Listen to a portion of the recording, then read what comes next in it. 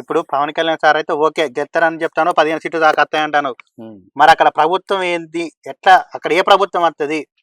మరి పవన్ కళ్యాణ్ సార్ అయితే ఓకే, మరి చంద్రబాబు నాయుడు సార్ కూడా మరి బాగా సీట్లు వస్తేనే కదా, ఇద్దరు కలిస్తేనే కదా, బీజేపీ ముగ్గురు కలిస్తేనే కదా ప్రభుత్వం వచ్చేది. మరి చంద్రబాబు నాయుడు సార్ మీద కూడా తీయ ఒకటి బంగారు కొండ తీయి. చంద్రబాబు నాయుడు గారు జ్యోతిష బలం ఎలా ఉంది కరెక్ట్ చూడు. జనగమ్మ తీయి.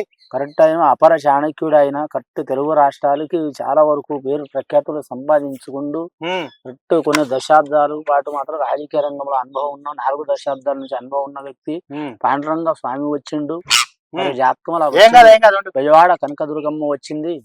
మరి జాతకంలో మాత్రం షిరిడి సాయిబాబా వచ్చిండు. సబ్కా మాలిక్ ఏకై అన్నట్టు ఉన్నది జాతకంలో. ముఖ్యంగా ఆయన జ్యోతిష్యంలో ఉన్నది కానీ మాత్రం కొన్ని దశాబ్దాల పాటు రాజకీయ రంగంలో కలిసి వచ్చింది ఆయన పేరు మీద. ఇప్పుడు కూడా కలిసి వస్తుంది కానీ అతి కష్టం మీద నెగ్గే అవకాశాలు కనిపిస్తున్నాయండి. చాలా వరకు ఇబ్బందికరమైన పరిస్థితి ఉంది వారి జాతకంలో. ఇబ్బంది అవుతుంది, చాలా ఇబ్బంది అవుతుంది. కరెక్ట్ పోటాపోటీ నడుస్తుంది, హోరాహోరీ నడుస్తుంది. ముఖ్యంగా ఎన్ని పార్టీలు కలిసినా కానీ మాత్రం వారికి ఎవరు ప్రతిపక్షంలో ఉన్నారు కానీ వారితో పాటు వీరికి మాత్రం హోరాహోరీ నడిచే అవకాశం ఉంది.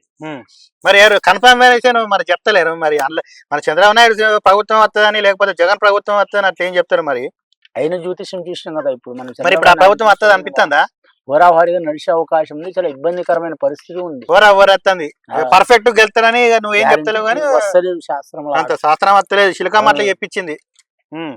కొన్ని కరెక్ట్ మాత్రం తెలంగాణ రాష్ట్రంలో కూడా పేరు ప్రఖ్యాతులు సంపాదించిండు. ఆంధ్ర రాష్ట్రం ప్రత్యేకంగా తర్వాత కూడా చంద్రబాబు నాయుడు చాణక్యుడు 4 దశాబ్దాల పాటు వచ్చిన కానీ ఎంత పెద్ద మనిషి కూడా ఇబ్బందులు పడాల్సి వస్తుంది.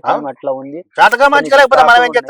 ఆ చికాకులు పోయినా అనుకో ఆయనకు తిరుగు ఉండదు ఆయన పేరు కూడా అంతే.